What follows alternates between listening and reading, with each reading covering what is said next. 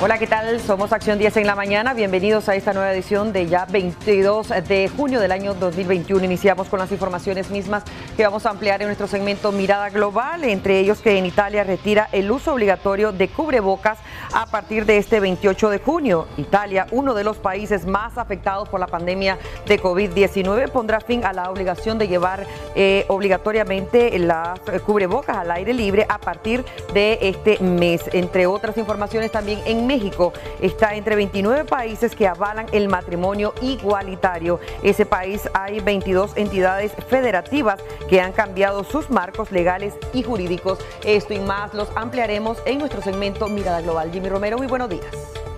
Buenos días, Odely Vargas. Vamos a iniciar el detalle de nuestras informaciones. 6:04 de la mañana. Les comento que la exdiputada liberal María Fernanda Flores de Alemán y también el cronista deportivo Miguel Mendoza fueron detenidos la noche de este lunes cuando se encontraban en sus casas de habitaciones. La Policía Nacional los investiga por menoscabar la soberanía y también la autodeterminación de nuestro país. Veamos a continuación más detalles. Pasado lunes, la Policía Nacional informó a través de una nota de prensa que detuvo a la exdiputada liberal María Fernanda Flores Lanzas. Según el comunicado, la esposa del expresidente de Nicaragua, doctor Arnoldo Alemán, permanecerá en su casa bajo custodia policial. Minutos después, la policía publicó otra nota de prensa donde confirmaban la detención del periodista y cronista deportivo Miguel Ángel Mendoza Urbina, quien fue capturado en su casa de habitación y trasladado con rumbo desconocido. Según las notas de prensa de la policía, Miguel y María Fernanda están siendo investigados por realizar actos que menoscaban la independencia, la soberanía y la autodeterminación, además de incitar a la injerencia extranjera en los asuntos internos, pedir intervenciones militares, organizarse con financiamiento de potencias extranjeras para ejecutar actos de terrorismo y desestabilización, proponer y gestionar bloqueos económicos, comerciales y de operaciones financieras en contra del país y sus instituciones, demandar, exaltar y aplaudir la imposición de sanciones contra el Estado de Nicaragua y sus ciudadanos y lesionar los intereses supremos de la nación de conformidad del artículo 1 de la Ley 1055. El periodista deportivo Miguel Mendoza se caracteriza por ser voz crítica en contra del gobierno de Daniel Ortega a través de las redes sociales. Esta misma noche, la policía irrumpió en la vivienda del periodista Carlos Fernando Chamorro, director de los medios de comunicación Confidencial y Esta Semana, ubicada en el residencial intermeso del Bosque. El allanamiento fue denunciado por el mismo Carlos Fernando Chamorro a través de su cuenta oficial de Twitter, donde se lee lo siguiente: atención, policía está ejecutando un operativo de allanamiento en mi casa en Intermeso del Bosque. Exigimos el respeto de la integridad física de mi cuñada Amelia Elizondo, Amparo y el guarda de seguridad. Nunca podrán callar el periodismo, decía el tuit publicado por el periodista Chamorro. Cabe destacar que al momento del allanamiento, ni Carlos Fernando ni su esposa Desiree Elizondo se encontraban en el inmueble. Hasta la noche de este pasado lunes se contabilizaban 20 personas detenidas por la policía en las últimas 3 semanas, acusadas por violentar la ley de soberanía, Ley 1055 y actos ilícitos. En Acción 10, Ronald Rodríguez Solís. Verónica Chávez, periodista y esposa del precandidato a la presidencia Miguel Mora, denunció las acciones registradas en contra de su esposo por agentes de la Policía Nacional, esto en su vivienda. Jocelyn Rojas con más detalles.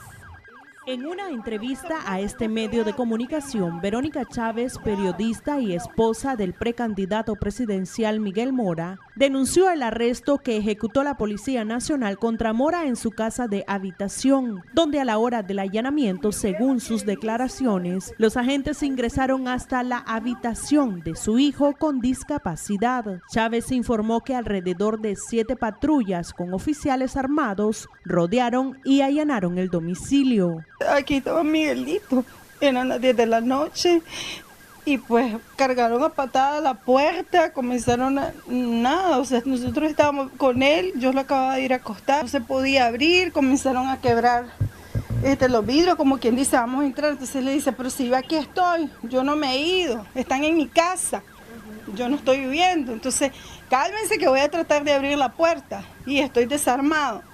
Pero ellos no entendían eso. Yo dije, no sé lo que me van a hacer, pero yo salí como loca a pegarle grito y decirle, tengo a Miguelito, ustedes lo saben, ustedes lo conocen, es un niño con discapacidad que está asustado. Ya se llevaron a Miguel, el objetivo como ustedes lo llaman. Si a mi hijo le pasa algo, yo lo voy a responsabilizar de cualquier cosa que le pase a mi hijo. Si a ustedes les queda algo de misericordia en ese corazón tan malo, tengan piedad de ese niño.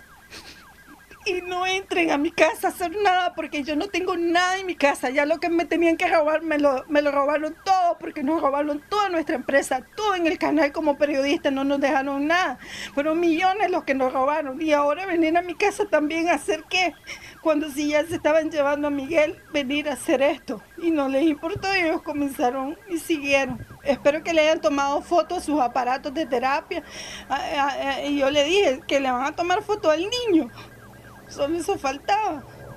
Miguel Mora fue detenido el 21 de diciembre del 2018. Le confiscaron las instalaciones y equipos de 100% Noticias y ahora lo detienen por supuestamente incitar a la injerencia extranjera en los asuntos internos y pedir intervenciones militares contra el presidente Daniel Ortega. Y así como se lo fueron a sacar a su propio canal de trabajo, ahora como político se lo vienen a llevar a su casa, solo porque se lanzó como candidato presidencial, algo a lo que cualquier ser humano tiene derecho en una campaña electoral como en cualquier país del mundo. Y es la gente la que va a decidir si votan por vos, si no votan, si te creen, si no te creen, si les caes bien, si les caes mal. El poder lo tiene la persona con su voto. Entonces, ¿por qué vos vas a venir y atacar y apresar a gente solo porque van de candidato?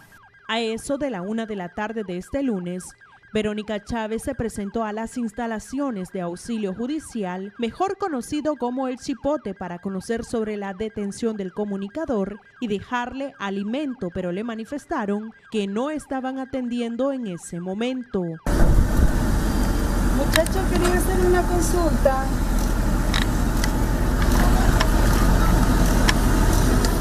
No, es que está sacado, dice. Entonces voy a venir después. ¿Qué es lo que dicen? Que ahorita no están atendiendo. Que está cerrado, que es en horarios de... Yo pregunté buenas y me dicen que es en horarios de atención, entonces voy a volver. La esposa de Mora demandó respeto a la integridad física de su cónyuge. Según ella, la primera vez que lo encarcelaron fue golpeado y torturado psicológicamente por la policía. Con imágenes de Ronald Reyes, en Acción 10, Jocelyn Rojas. Muchas gracias, Jocelyn Rojas, por esa información. Continuamos con más. La Sociedad Interamericana de Prensa condenó la recaptura del periodista Miguel Mora e hizo un llamado urgente a la comunidad internacional a unir esfuerzos. Wilnar Báez con la información completa. La CIP, dedicada a la defensa y promoción de la libertad de expresión en las Américas, a través de su presidente Jorge Canawati, expresó: estamos ante un régimen que, resguardando en leyes creadas a su medida, se empeña en aniquilar todas las voces críticas y a sus rivales políticos. Se trata de un claro atentado contra la democracia y la libertad de expresión. Miguel Mora, en julio del año 2019, fue galardonado con el Premio Internacional de la Libertad de Prensa, como reconocimiento al coraje y la valentía del periodismo, junto a la directora y jefa de información de 100% Noticias, Lucía Pineda Ubau. El presidente de la Comisión de Libertad de Prensa e Información, Carlos Jornet, agregó que la persecución política del régimen ha alcanzado el nivel de violación de derechos humanos y ha criminalizado el derecho a las libertades de expresión, de prensa y de reunión, con el objetivo de consolidarse indefinidamente en el poder. El organismo señala que la escalada de agresiones también afecta a numerosos periodistas, a los que la Fiscalía citó a declarar en el proceso por presunto lavado de dinero, el mismo con el que acusa a la precandidata presidencial Cristiana Chamorro. Canawati, presidente del Grupo OPSA de Honduras, y Jornet, director de La Voz de Interior de Argentina, instaron a la comunidad internacional y a las organizaciones nacionales de prensa a mantener la denuncia contra el régimen de Nicaragua ante el grave atentado a la democracia y a las libertades fundamentales. El diplomático Patrick Ventrell, director de la Oficina de Asuntos Centroamericanos del Departamento de Estado de Estados Unidos, condenó la detención de Miguel Mora. Y lo que estamos mirando desde el régimen de Ortega y Murillo es que están poniendo en la cárcel todos sus opositores y estamos totalmente en contra de eso. no es un tema necesariamente de Estados Unidos o la comunidad internacional, sino de los nicaragüenses mismos que merecen esta libertad de expresión. La subsecretaria interina de Estado de Estados Unidos, Julie Shum, enumeró los actos represivos contra los opositores este pasado fin de semana: detenciones, allanamientos y exilio. Por su parte, la Oficina del Alto Comisionado de las Naciones Unidas instó de nuevo al gobierno a liberar a todas las personas detenidas arbitrariamente. Willy Narváez, a Acción 10. El precandidato a la presidencia, George Enríquez, manifestó que no pueden permitir que el presidente Daniel Ortega elija a su adversario para las elecciones. Willy Narváez con el detalle de sus declaraciones. En preparación para enfrentarse en debates y sometidos a encuestas estarían los 11 precandidatos que se acercaron al partido Ciudadanos por la Libertad, donde resultaría electo el candidato único de la oposición. Sin embargo, la realidad es otra. 5 están detenidos y 6 en libertad, aunque algunos asediados. Eso último le ocurre a Medardo Mairena y en Bluefields a George Enríquez. Los que todavía estamos fuera de la cárcel, tenemos una obligación moral de seguir utilizando nuestras voces para seguir denunciando esto. Y estamos claros que la razón por la cual el régimen está deteniendo a los precandidatos y sigue deteniendo a opositores y opositoras es porque el régimen está débil y está en contra de cualquier persona que pueda hacer una real oposición para él. Críticos han manifestado que el mandatario nicaragüense busca un candidato a su medida para las elecciones del 7 de noviembre. Eso es uno, pero también está la clase política, la clase económica y la clase de poder en el país. Se aceptarían que George Enríquez fuera el candidato, porque es una cosa diferente en ganar una candidatura debatiendo, discutiendo y punteando en las encuestas en contra de todos los otros candidatos que ganar una candidatura porque son la única opción que el régimen dejó libre. El líder de la costa caribe alentó al resto de los precandidatos pese a la cacería de aspirantes a la presidencia. Según el calendario electoral, el 28 de julio se deben de presentar los candidatos a presidentes, vicepresidentes y diputados ante el Consejo Supremo Electoral y luego el proceso de inhibiciones, una etapa que ya se adelantó en el país con el arresto de opositores. Willy Narváez, a Acción 10. Muchas gracias, Willy Narváez, por esa información. Continuamos con más. El gobierno de México y Argentina llaman a sus embajadores en Nicaragua a trasladarse a sus respectivas capitales para responder a consultas sobre las acciones políticas y legales registradas en nuestro país. María Esther Ordóñez con la información completa. A través de un comunicado conjunto, los gobiernos de México y la República de Argentina informan que este lunes 21 de junio instruyeron a sus embajadores en la República de Nicaragua, Gustavo Alonso Cabrera Rodríguez y Mateo Daniel Tapinarich, respectivamente, a trasladarse a sus respectivas capitales. En el escrito se lee que dicho llamado es con el objetivo de realizar consultas sobre las preocupantes acciones políticas legales realizadas por el gobierno nicaragüense en los últimos días que han puesto en riesgo la integridad y la libertad de diversas figuras de la oposición, incluidos precandidatos presidenciales, activistas y empresarios nicaragüenses. En el documento agregan que Argentina y México se mantendrán atentos a la evolución de los acontecimientos relacionados con la hermana República de Nicaragua y seguirán promoviendo inequívocamente el pleno respeto y promoción de los derechos humanos, las libertades civiles, políticas y de expresión de toda persona, con independencia de su nacionalidad y profesión. El pasado mes de marzo, el embajador de Argentina fue agredido verbalmente por unas personas en la ciudad de León al momento en el que se encontraba con Michael Healy, presidente del Consejo Superior de la empresa privada, y el video fue publicado en las redes sociales. Y hay pedazo de mierda. Ahí está tu represión, cerote. Delincuente, hijo de la gran puta. Acabado. Sinvergüenza. Que no tenés desgracia. Así huyen las ratas. Este lunes, en el comunicado conjunto, ambas naciones concluyen que reiteran asimismo su disposición plena para colaborar constructivamente en la promoción del diálogo para que sean las y los propios nicaragüenses quienes superen esta situación por la vía pacífica, respetando la división de poderes, el respeto a las minorías, las garantías constitucionales y, en general, el pleno respeto al Estado de Derecho y todos los derechos humanos. María Esther Ordóñez, Acción 10. Exdiplomático Mauricio Díaz considera que México y Argentina permanecen preocupados ante la situación política de Nicaragua. Michelle Polanco Alvarado con el reporte. Mauricio Díaz, exdiplomático nicaragüense, es optimista y considera que las muestras de preocupación por parte de México y Argentina al llamar a sus embajadores para conocer la situación de Nicaragua podría ser la salida a la crisis nacional. En este caso yo creo que las cancillerías de México y de Argentina están enviando una señal de preocupación por lo que acontece en Nicaragua, pero también podría interpretarse como una señal positiva porque eventualmente podría ser que estos dos países estén tratando de ejercer un rol de buenos amigos, de buenos componedores, de buenas gestiones. La mañana del lunes se conoció que los embajadores de México y Argentina fueron llamados por las autoridades de sus gobiernos para conocer sobre la situación en Nicaragua. Este llamado se realiza luego de la detención de otro precandidato a la presidencia. Díaz cree que es momento de dejar que sea la diplomacia la que abogue por la situación del país. Debemos dejar trabajar a la diplomacia de los países del continente. Tanto Argentina como México tuvieron una posición sui generis en la votación en el Consejo Permanente, porque por un lado asumen una posición de abstención, México con el principio de la no intervención en los asuntos internos de otros estados, lo que ellos llaman la doctrina Estrada, así se conoce, y Argentina probablemente porque quiere jugar un rol beligerante.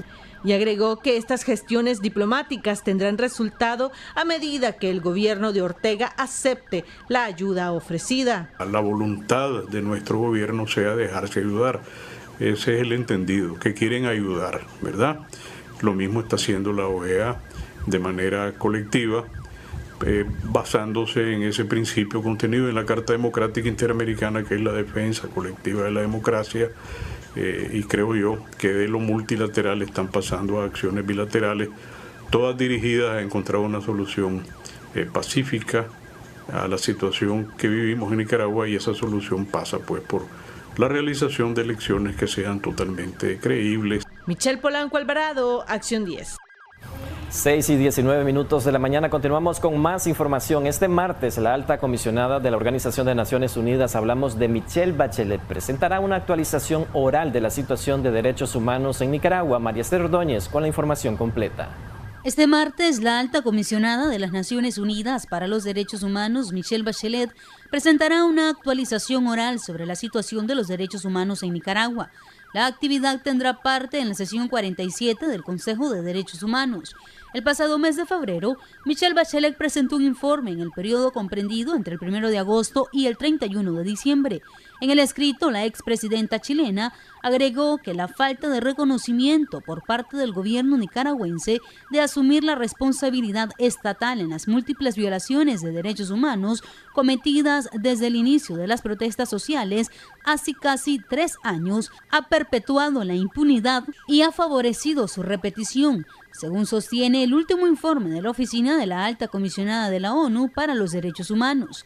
El informe indica que fundamentalmente la persistencia de la crisis sigue enraizada en la fragilidad de las instituciones y del Estado de Derecho, que se han erosionado progresivamente a lo largo de los años, mientras las violaciones de derechos humanos perpetradas desde 2018 siguen impunes y el espacio cívico se ha restringido aún más. El informe indica que hay un riesgo significativo de que la aplicación selectiva de estas leyes conduzca a una mayor represión de las voces disidentes, a causa del debilitamiento del Estado de Derecho y el deterioro de la separación de poderes. Asimismo, Bachelet indicaba que el gobierno debe adoptar urgentemente reformas electorales efectivas y establecer un diálogo genuino e inclusivo con todos los sectores de la sociedad para allanar el camino hacia unas elecciones creíbles, transparentes y pacíficas el próximo 7 de noviembre, recuperar la confianza ciudadana y garantizar que nadie quede atrás. María Esther Ordóñez, Acción 10. Muchas gracias, María Esther, por esa información. Al regreso, más en Acción 10 en la mañana. Continuamos con más informaciones en Acción 10 en la mañana. Asociación Nicaragüense Pro Derechos Humanos teme una nueva ola de refugiados nicaragüenses en Costa Rica. Esto ante la actual situación por la que atraviesa nuestro país. Jimmy Romero, nuestro colega, tiene toda la información.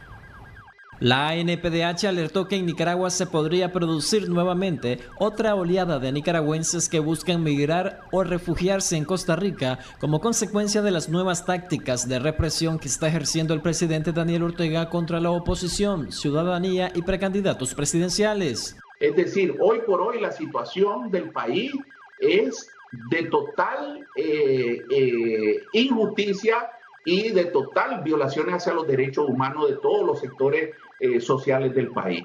Y esto pues definitivamente está generando de que el país se conduzca a una situación de caos. Es decir, Ortega ha conducido al despeñadero económico, social y político del país. Este domingo se sumó a la lista de detenidos el precandidato presidencial Miguel Mora, quien es llevado a las celdas del Chipote por segunda ocasión para ser investigado por los delitos de incitar a la injerencia extranjera y atentar contra la seguridad soberana del país. En este sentido, Álvaro Leiva Sánchez indicó que con estas nuevas acciones el gobierno de Ortega se arriesga a que la comunidad internacional aplique más sanciones por violentar los derechos humanos. Bueno, la situación del informe, de la actualización del informe de la Oficina de la Alta Comisionada de Naciones Unidas para los Derechos Humanos, que será presentado en las próximas horas, va a traer repercusiones de gran trascendencia en el tema del derecho internacional y a nivel de países que están preocupados junto con los derechos humanos sobre la crisis de violaciones a los derechos humanos. Y esto va a traer repercusión de que Ortega cada día está quedando más solo y más desacreditado por parte de la comunidad internacional. Entre 2018 y 2020, la Organización de Naciones Unidas estimó que al menos 100,000 ciudadanos salieron del país por la crisis sociopolítica, represión gubernamental y la situación económica en Nicaragua. En su mayoría buscaron refugio en Costa Rica. Jimmy Romero, Acción 10. Más de 12 fórmulas de precandidatos por el PLC se inscribieron en la sede nacional del partido para la participación de elecciones primarias. José Abraham Sánchez con la ampliación de este tema.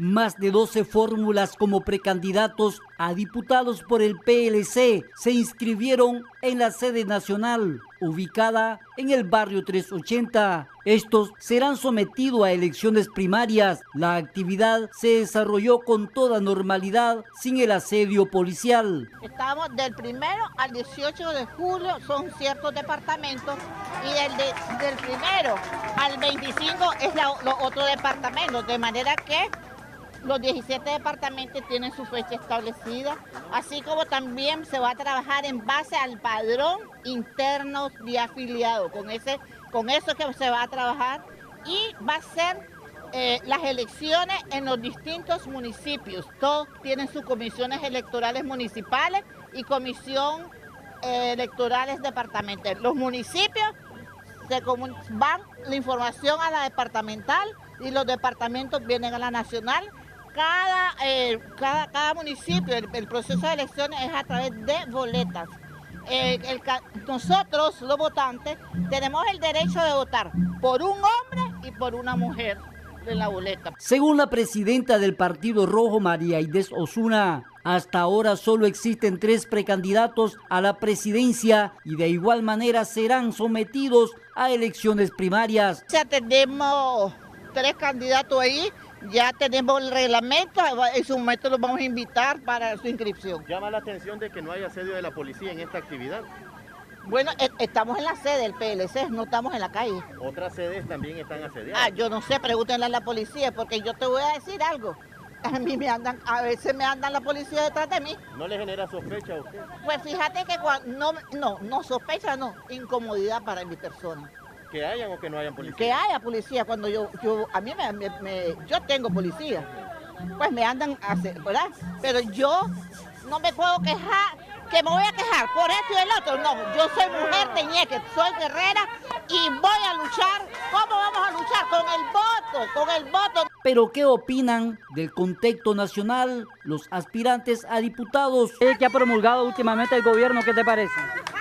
La verdad es que eso se lo voy a dejar a los diputados actuales que están, que ellos han sabido hacer su papel. Nosotros nos estamos perfilando para el próximo quinquenio y vamos a ver de qué manera, qué es lo que nos van a ofertar y qué es lo que vamos a ir a demandar. Por primera vez San Rafael del Sur o los municipios van a tener una candidata a diputada propietaria, porque yo he sido suplente, pero ahora voy perfilándome para ser propietaria.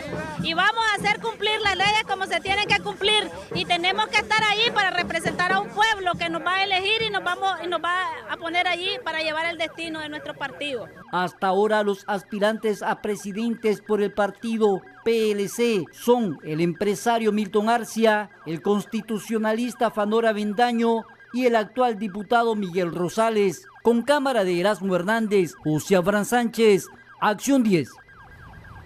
Vamos ahora con otras informaciones. Epidemiólogo Leonel Argüello explica en la siguiente entrevista con nuestra colega Geraldine Domínguez el nuevo desarrollo de las variantes de COVID-19, así como su peligrosidad. Detalles a continuación. Epidemiólogo Leonel Argüello explica sobre la evolución del COVID-19 y sus variantes, mientras que segunda ola asciende sobre el país. El epidemiólogo indicó que entre mayores contagios se desarrollan más variantes. Actualmente se han logrado identificar 6 de ellas. La variante alfa es la que se descubrió por primera vez en el Reino Unido, ¿verdad? La beta, que es la de Sudáfrica, la gamma, que es la de Brasil, la delta, que es la de la India, hay una epsilon, que es de Estados Unidos, y también en este momento se acaba de descubrir otra que se llama lambda. Entonces, ¿cuál es la dificultad de esta variante? Vamos a poner un ejemplo más claro. Yo voy a un lugar donde hay aglomeración de gente, a un molote de gente, ahí vemos mucha gente, ahí no hay un espacio de 2 metros entre persona y persona, ahí no andamos con mascarilla, y entonces la posibilidad de que haya gente que tenga el coronavirus es mayor, y por lo tanto adquirimos esa infección. Entre más personas nos infectemos, los virus se van multiplicando, van haciendo fotocopias de sí mismos, y entonces se equivocan y ahí surgen las variantes. Entonces, esas variantes, el problema es primero que son más contagiosas. Por ejemplo, la delta, que es la de la India, imagínense, la delta de la India que la acaban de descubrir, ya hay un 10% de los casos en Estados Unidos son producidos por la delta, la variante delta, la variante de preocupación delta. Y el 90% son producidos de los casos son producidos por esta variante delta, la que se descubrió en la India, en Inglaterra. Hay 80 países que ya tienen esta variante delta. Si me preguntas, ¿y Nicaragua la tiene? Posiblemente pudiera tenerla, ¿verdad? Nosotros clínicamente lo que hemos visto es algunas características que tienen la variante. Primero, que es más contagiosa. Esta variante delta es el doble de contagiosa que el original. La gente se complica entre 3 a 5 días. Nosotros hemos visto que los pacientes se nos están complicando mucho más rápido.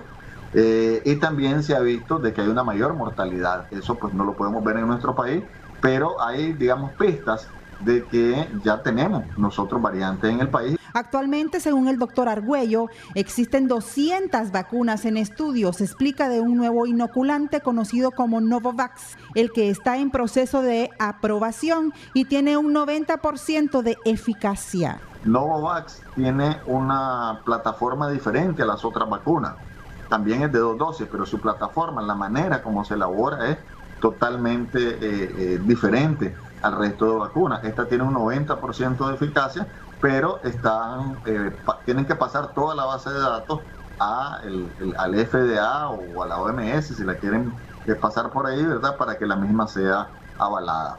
El doctor reitera que la mejor forma para evitar el COVID-19 es continuar con las medidas de prevención y que el gobierno vacune el 80% de la población. En Acción 10, Geraldine Domínguez. 2 viviendas reducidas a cenizas y una parcialmente quemada fue el resultado de un voraz incendio registrado en el barrio Santa Ana. Hasta el momento se desconocen las causas del siniestro. Mientras doña Lesbia Robleto corría a pagar el recibo de luz eléctrica, su casa tomaba fuego. Gracias a Dios que su pequeño también se encontraba en clase. De las 3 viviendas, 2 quedaron reducidas a cenizas. Aún se investiga las causas del incendio. La propagación se cortó rápido por la buena intervención de los bomberos, Benemérito, dirección, asociación, todos los que estamos unificados y la ayuda de la comunidad y los compañeros de la policía. Eso es muy importante, pues, que trabajemos en equipo. Ese es el modelo que tiene nuestro gobierno para trabajar en equipo, salvar vidas y proteger bienes con prontitud, porque aquí la idea es que no perdamos vidas y que las pérdidas económicas sean mínimas. Casualmente, por eso es que se va ampliando la cobertura de bomberos para que la respuesta sea rápida y oportuna. Comandante Lendera, la afectación en esta zona. Aquí hay 2 viviendas pequeñas. Si ustedes pueden ver, son de construcción de vieja data, que son rápidas de combustionar, una madera antigua, pero sin embargo tienen su valor porque una casa cuesta hacerla y nosotros pues eso lo unimos a la afectación de las personas. Nosotros actuamos de la mejor manera, con la mayor prontitud posible, para evitar que el incendio se nos haga más grande, que se nos propague y hagan más afectaciones materiales, pues. Donde se originó el siniestro es la vivienda de doña Lesbia Robleto, ubicada al centro. Por el tipo de construcción, las llamas se propagaron con rapidez. Ayudamos a echar agua ahí porque estaba cruzándose aquí, pero el incendio comenzó ahí. ¿En la casa quién era? Sí, no, en esta. Ajá. Después se regó para allá y después para acá. Ayudamos lo que pudimos. ¿No escucharon alguna explosión? No. Humo, miramos y todo. Cuando miramos ya estaban las 2 casas agarrando fuego. ¿Cuál es su nombre? Osvaldo Buitredo. Realmente ahorita no estaba ella, amor. Nosotros acabamos de venir del colegio y lo que van a llegar a decir de que se le estaba quemando su casa y fue que nos vamos a venir, andaba pagando la luz ella sin saber que habíamos inesperado esto, ¿verdad? Que le iba a suceder a ella. Pero lo bueno y gracias a Dios que le damos es que mi hermana está con vida. ¿El material se repone? El material se repone y lo bueno es que ella está bien y mi niño está bien. ¿No había nadie entonces? Nadie, gracias a Dios.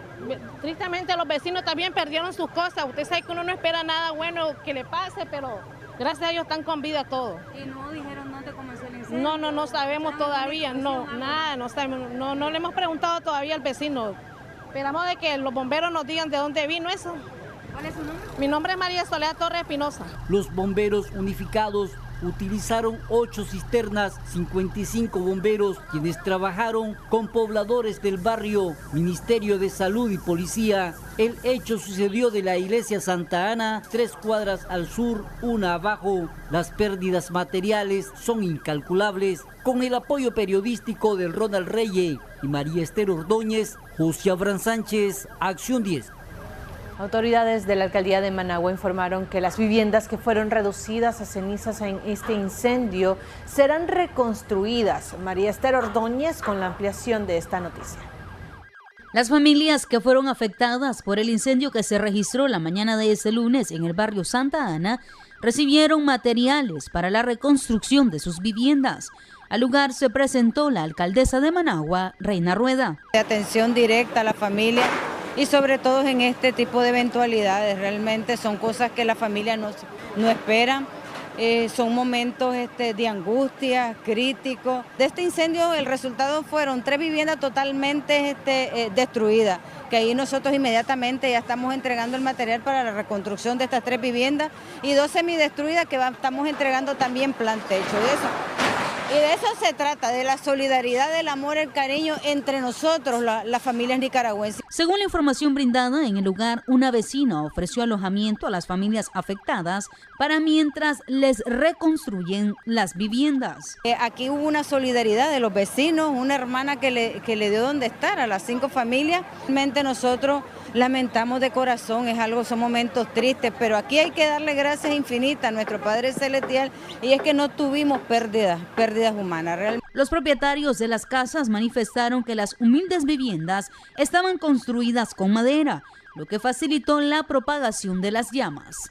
María Esther Ordóñez, Acción 10. Más información al regresar de esta pausa. Sector panadero de Nicaragua teme el cierre de operaciones ante las constantes alzas en la materia prima y agregan que la importación de trigo ruso agravó la situación del sector. El por qué nos los cuenta Jimmy Romero.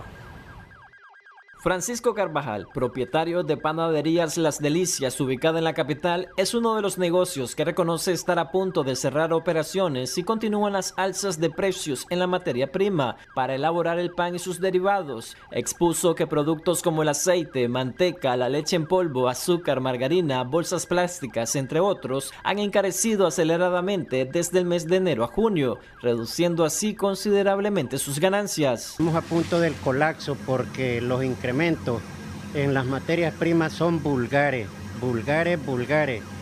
La libra de margarina ya vale 42 córdobas, la libra de manteca vale 38 córdobas, el aceite vale 980 el bidón, la leche en polvo también vale 2.200 el bolsón, el azúcar vale 1.250 el quintal y los huevos 40 córdobas, 140 la cajilla. Entonces los precios han incrementado en una vulgaridad bien exagerada. Juan Pablo Estrada, representante de la Cámara del Pan, aseguró que el sector está en la libertad de tomar los riesgos de aumentar su precio o reducir el pan. Sin embargo, indicó que no todas las materias primas son indispensables, como sí lo es la harina, producto que fue importado por las autoridades del Ministerio de Industria, Fomento y Comercio para bajar su costo, que se elevó como consecuencia de la especulación. El aceite, quienes consumen mucho aceite son los que hacen donas, pero la dona no es el pan de cada día de nosotros. Yo no como pan, donas todos los días. Entonces, para hacer pan no se necesita prácticamente aceite y es mínimo el consumo. Y les quiero recordar que el porcentaje que nosotros utilizamos de manteca para un quintal de harina es el 6% y hasta menos, hasta 4%. Entonces yo creo que mucha gente en este país vive de mucha especulación y de bolas, y que bolas no nos van a llevar a nosotros a producir más ni a que nos consuman más, sino que se nos van a correr los clientes. En Nicaragua existen más de 1.200 panaderías. En su mayoría son locales artesanales que viven de la venta del día a día. En los últimos años, el bollo de pan se ha convertido en un complemento indispensable en la dieta de los nicaragüenses, pero las variaciones en la materia prima ha hecho que algunos oferten el pan reducido o más caro como método de sobrevivencia. Jimmy Romero, Acción 10.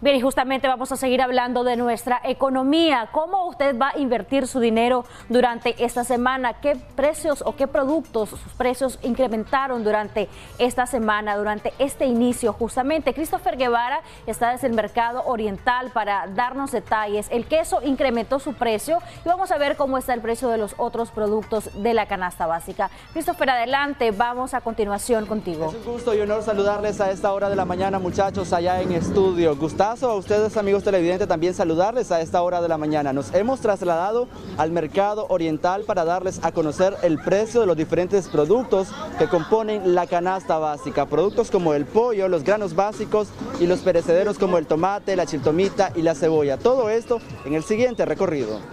¿Tu nombre, mi estimado? Mi nombre es Joel Enrique Mendoza González. Don Joel, comentanos acerca del queso. ¿Cómo encontramos esta semana este producto? Esta semana tuvo alza el queso. Ahorita se encuentra a 38 por mayor, 40 por libra, 37 por quintal estamos dando nosotros. La semana pasada presentó una baja, esta vez se trata de un incremento. ¿A qué se debe? Se debe a que los productores soltaron el ganado para que bebieran leche porque se lo estaban pagando muy barato y no les resultaba con el transporte puesto aquí en Managua.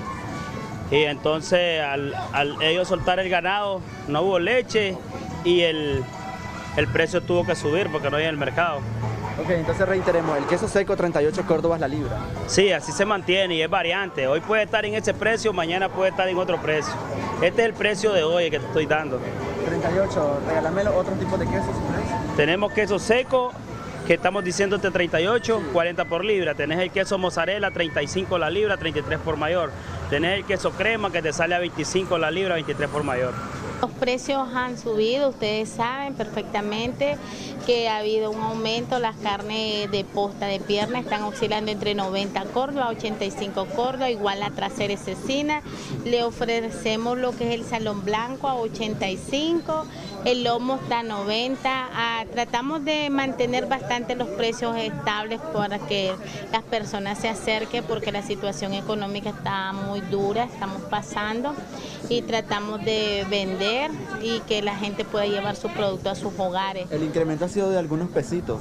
Sí, algunos pesitos, por ejemplo, lo que es la carne en selecto es la que estamos dando a 85 y 90. Tratamos de mantener lo que es desmenuzada a 80 Córdoba y a 85. Buenos días, regálame tu nombre, mi estimado. Ramón Alberto Carrillo Martínez. Ramón, comentanos acerca del pollo, ¿cómo le encontramos esta semana el precio? Lo que es la pechuga con alas, 50, la alita 48, 46, conito y mulo y 55 la pechuga especial. ¿Se han mantenido estos precios? Sí, por el momento sí se han mantenido los precios. ¿Los embutidos, mi estimado, los salchichones? Tiene de a 30, tiene de 40, 33. Lo que la mortadela, libra, ¿no? Sí, la libra. Lo que es mortadela de libra, 65 y 25 de la pequeña. Gutiérrez. Mi estimada, ¿cómo encontramos los diferentes productos que usted ofrece acá en su puestecito? Comencemos con los tomatitos, ¿cómo lo encontramos? El tomate ahorita se está dando a 70, a 60. La docena, hablamos de la docena. El baldecito que trae una docena. Buenísimo. ¿Y es tamaño grande? El mediano está a 120 y si es el grande va a 280. El balde grande, el balde grande. Y si es de la cebolla, sí, la cebolla está a 12, a 13 y hasta 15 la libra. Ok, dependiendo del tamaño. Es correcto. La chiltoma. Y la calidad, la calidad. Sí. Y si es la chiltoma está a 60, 50 la docena. La docena, por unidad se cotiza a 5 Córdobas por unidad. La papita, ¿cómo la encontramos, mi estimada? Y si es la papita, ya hoy ya amaneció más cara, ya se está dando a 12. ¿Y se encontraba? Se encontraba a 10 Córdobas, hasta 9 Córdobas. Hoy está a 13, a 12. Y esta semana, hermanito, por quintal subieron 50 Córdobas. Okay. Comencemos con el arroz, ¿cómo lo encontramos? Bueno, los precios se mantienen todavía desde 12 Córdobas hasta el paisán que está a 17 por libra. Sí. Pero los quintales subieron 50 Córdobas esta semana. ¿Ustedes están tratando de mantener los precios a pesar de eso? Sí, nosotros tratamos siempre de mantener los precios, ganar menos, pero sabemos la situación, entonces estamos acomodando para que nuestros clientes pues siempre, ¿verdad?, el presupuesto sea el mismo. ¿El frijolito, mi estimado? Los frijolitos igual ha subido entre 60 a 50 Córdobas por quintal, pero por libra igual lo mantenemos a 18 Córdobas la libra. Ok, ¿el azúcar? Igual, 13 Córdobas. El azúcar siempre semanal sube 5 Córdobas. 5 Córdobas cada semana. ¿Ustedes tratan de mantener el precio? Nosotros eso es lo que hacemos, tratar de mantener los precios, de que, ¿verdad?, que esté accesible. Eso, el aceite. El aceite, pues lamentablemente volvió a subir. Y nosotros ahorita estamos dando a 55 el litro de aceite. ¿Y se encontraba? Se encontraba a 52, estuvo a 53 y ahora está a 55. Ahí escuchábamos parte de la apreciación de nuestros amigos comerciantes, quienes ya referían que la mayoría de productos como los abarrotes han presentado incremento por quintales. Sin embargo, ellos han decidido mantener los precios ya menudeado a la población que se acerque a los diferentes tramos de este mercado de Managua. El queso, señores, ha presentado un incremento considerable de cotizarse en 25 y 28 Córdobas. Ahora usted lo encuentra en 40 Córdobas, específicamente en este mercado de Managua. Estas variaciones van en dependencia de los mercados que usted visite en nuestro país. Es la información que tenemos hasta el momento. Quiero retornar la señal allá en estudio con ustedes. Gracias, Christopher Guevara, por ese informe en materia económica de cómo están los precios de los distintos productos de la canasta básica. De economía vamos ahora a información de carácter internacional en nuestro segmento Mirada Global.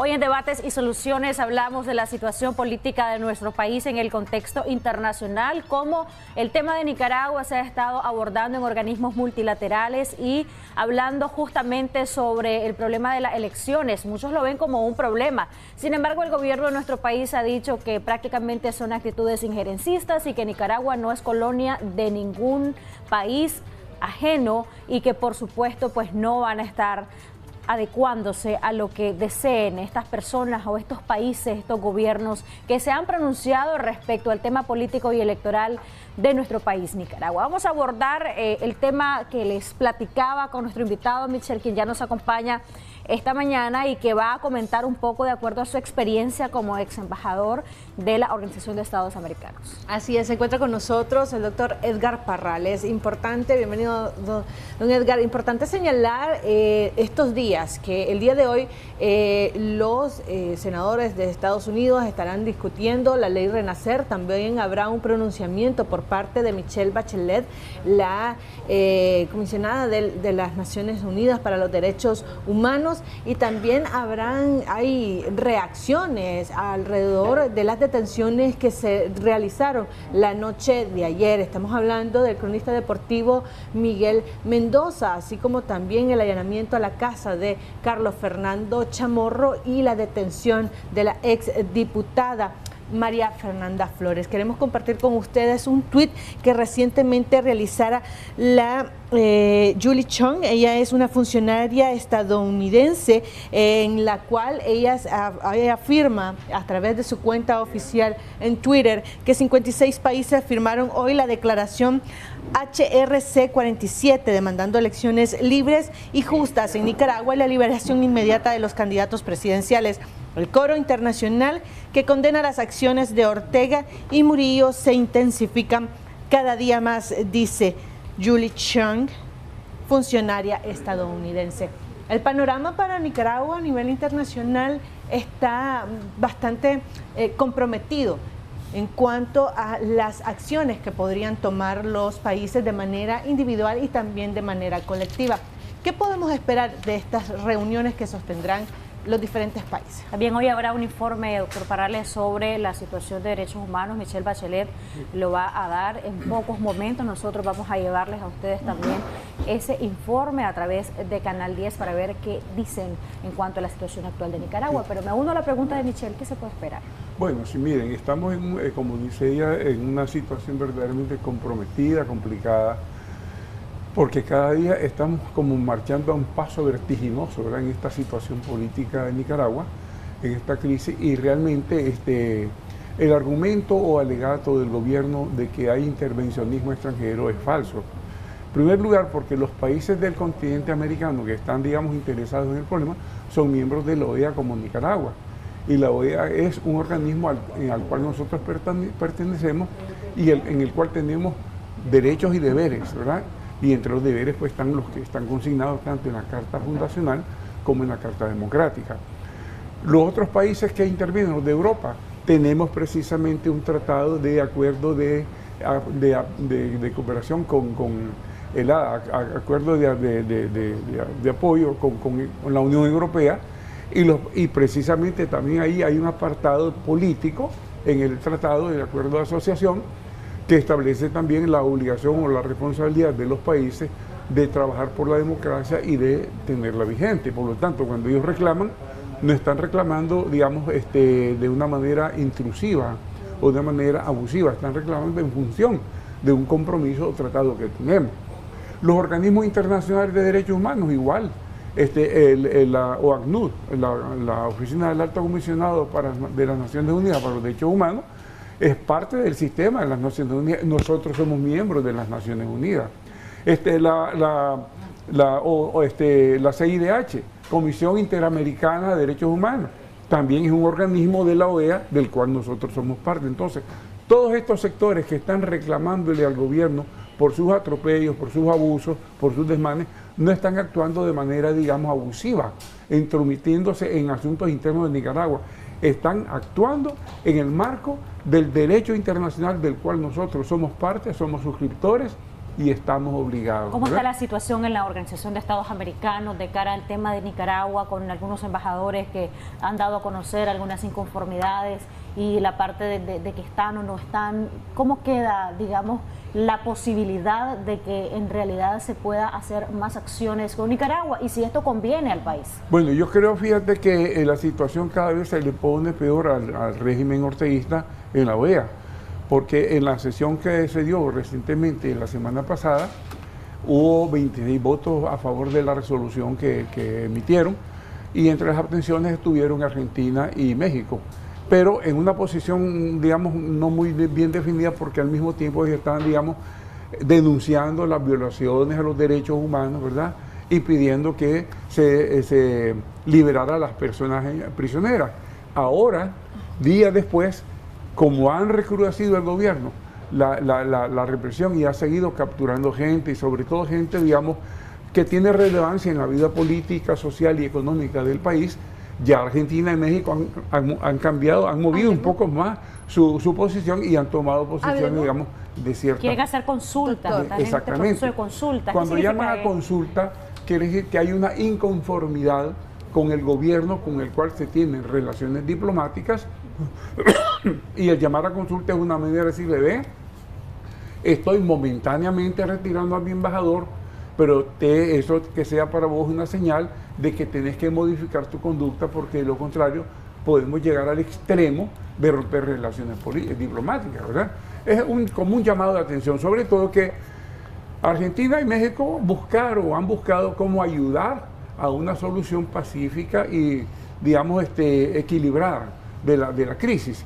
Y el gobierno, en vez de, digamos, acoger ese gesto de buena voluntad de dos países que tienen mucha cercanía con el orteguismo, más bien, digamos, los desechó y se portó despectivo con ellos, entonces ellos están molestos. ¿Podrían cambiar su postura en la Organización de Estados Americanos luego de este proceso de consulta? Es probable, es muy probable, porque la respuesta de Ortega a la iniciativa de ellos de buscar ayudar, ¿verdad?, a una solución, fue todavía más represiva.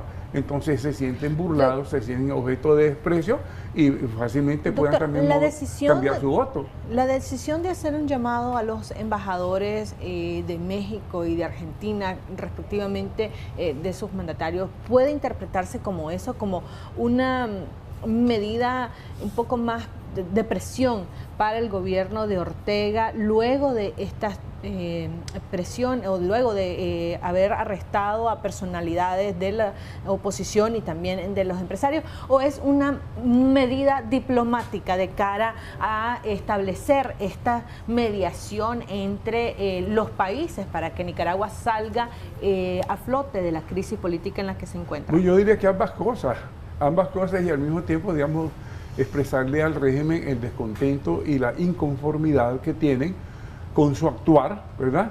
Y que, digamos, no da muestras, digamos, de sensatez, de racionalidad, sino que por el contrario se empecina más y más, se enquista en una posición hasta cierto punto irracional, ¿verdad? Porque no solamente, digamos, ponerse, digamos, agresivo contra los que no están con vos, sino ponerse agresivo contra los que te quieren ayudar, ya definitivamente, ya eso no tiene una explicación lógica, racional, ¿ya? ¿Qué relevancia, doctor, tienen los informes de Michelle Bachelet en cuanto a la situación de Nicaragua? No es el primero el que se va a dar a conocer hoy día, y quisiéramos saber cómo usted valora estos informes. Bueno, mira, ya a principios de este año dio otro informe, y siempre negativo. Y yo supongo que, digamos, siguiendo en la línea de cómo van las cosas, este informe no solo va a ser negativo, sino más negativo todavía. Porque, por ejemplo, en informes anteriores, uno de hace 2 años, le hicieron 14 recomendaciones al gobierno, no cumplió ninguna. En otro informe que hicieron ahora a principios de año, le hicieron nuevamente otras recomendaciones y ninguna, no hizo caso a ninguna, digamos, no recapacitó, no repensó su actitud y su comportamiento y tratar, digamos, de cambiar, sino que más bien acentuó la represión. Entonces me imagino que el informe que va a salir hoy va a ser un informe todavía más, digamos, de denuncia y de rechazo a la actuación del gobierno. Este informe que será leído el día de hoy puede ser utilizado en la siguiente sesión que ha convocado la Organización de Estados Americanos. Podría ser, aunque también mañana, que creo que es para mañana, que esté establecida la sesión del Consejo Permanente de la OEA, mañana van a escuchar en ese Consejo, y es para eso que fue convocado esta sesión del Consejo, para escuchar el informe de la Comisión Interamericana de Derechos Humanos sobre Nicaragua. Obviamente que sí, un informe que va a ser, digamos, similar en cuanto a contenido y en cuanto a denuncia al informe de la ACNUD. Y no es raro que también, digamos, invoquen, digamos, el contenido del informe de la ACNUD para hacer ver cómo definitivamente son coincidentes todos los informes de estos organismos internacionales respecto al comportamiento lesivo, dañino que está teniendo el gobierno de Nicaragua para con su pueblo. Doctor Parrales, a través de algunos medios oficiales, las autoridades o lo que se ha tratado de dejar en claridad, según lo que ellos han expresado, es un mensaje de divorciar los acontecimientos de investigaciones y de detenciones del contexto electoral, diciendo que no tiene que ver una cosa con la otra. Y hay personalidades involucradas acá que son precandidatos, han sido precandidatos y que ya no pueden seguir participando del proceso, por ejemplo, de Alianza Ciudadanos por la Libertad. ¿Realmente se puede entender que está divorciado una cosa de la otra?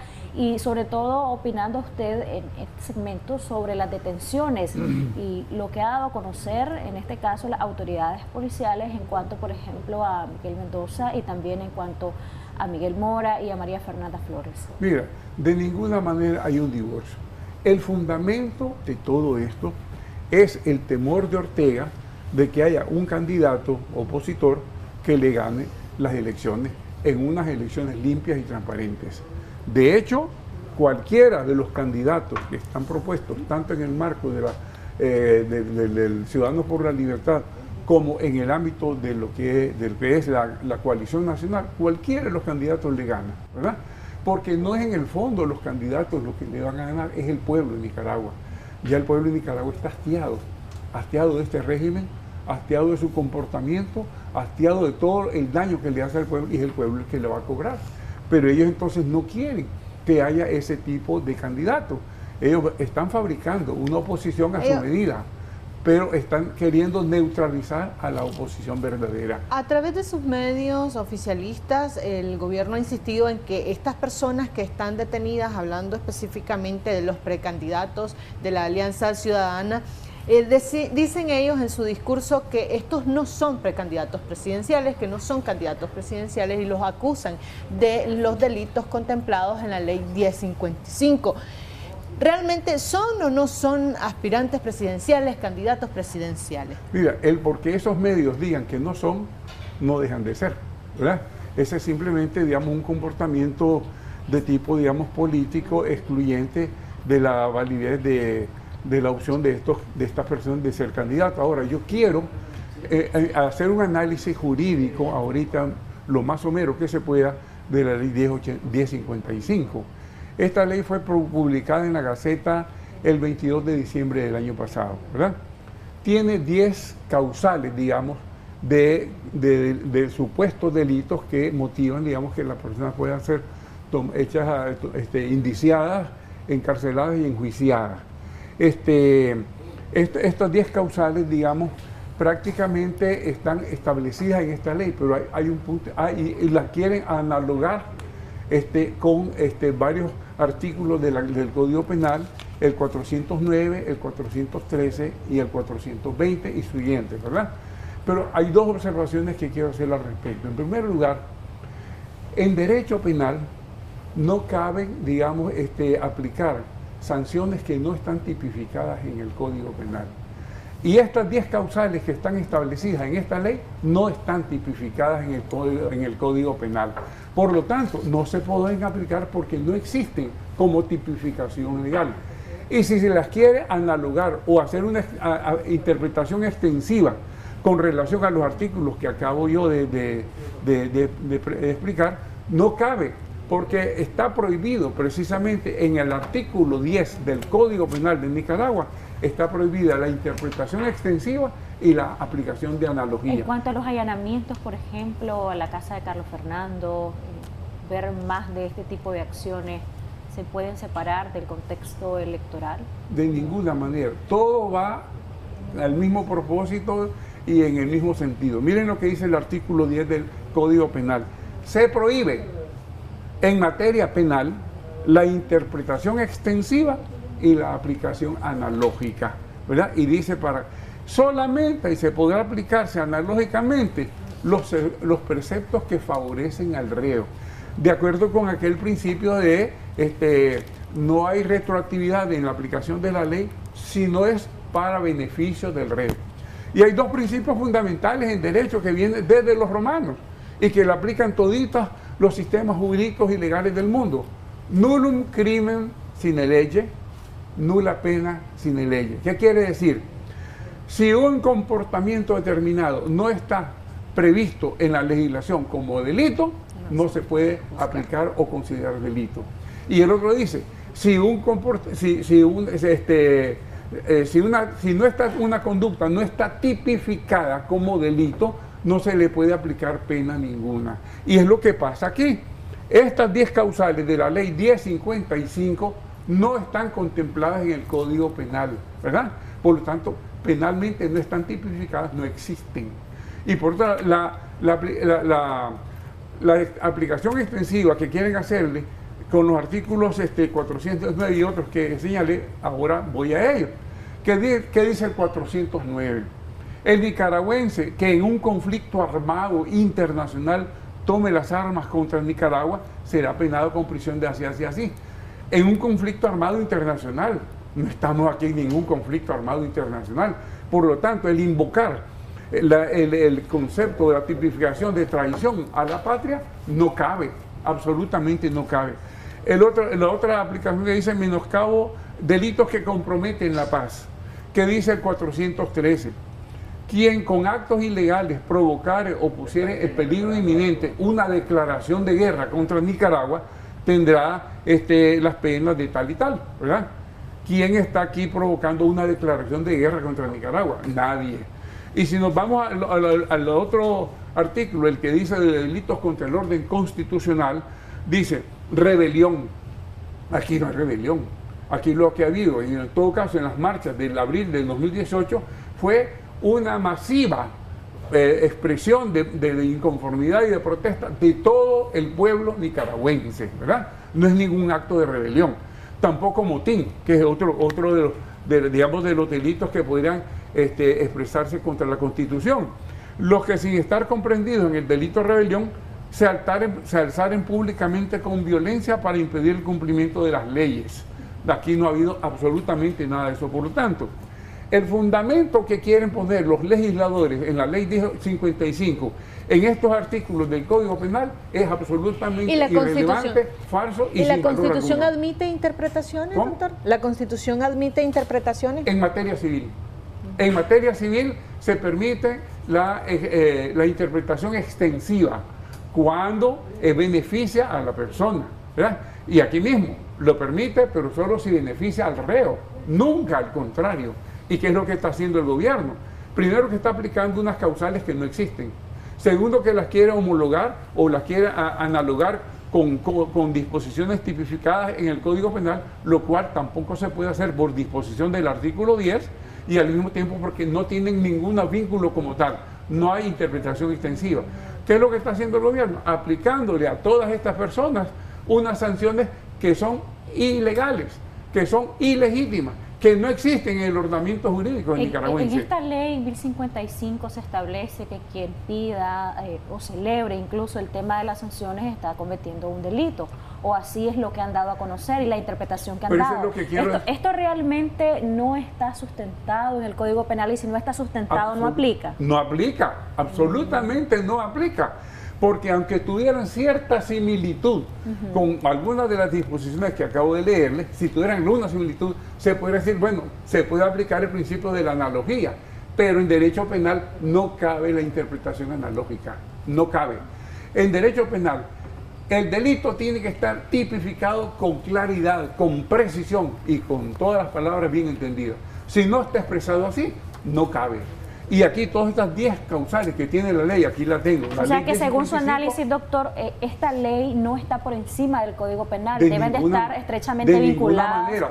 Mira, en la pirámide de valor de la que establece el tratadista Kelsen, ¿verdad? Los códigos están por encima de las leyes. ¿Tendrían que haber reformado el Código Penal? Tendrían que haber reformado el Código Penal y crear estas causales como tipificaciones de delito, pero no lo hicieron y por lo tanto no valen, no tienen valor alguno. Lo que está haciendo el gobierno es aplicando de manera caprichosa unos conceptos que están en esta ley que no tienen valor penal ninguno, ¿ya? En el fondo, ¿qué es lo que está haciendo el gobierno? El gobierno no está haciendo una aplicación jurídica de comportamientos humanos. El gobierno está haciendo una aplicación política de comportamientos humanos, porque ¿qué es lo que quiere en el fondo el gobierno? Lo que decíamos, que el gobierno quiere evitar tener contendientes verdaderos en las elecciones, en unas elecciones verdaderas.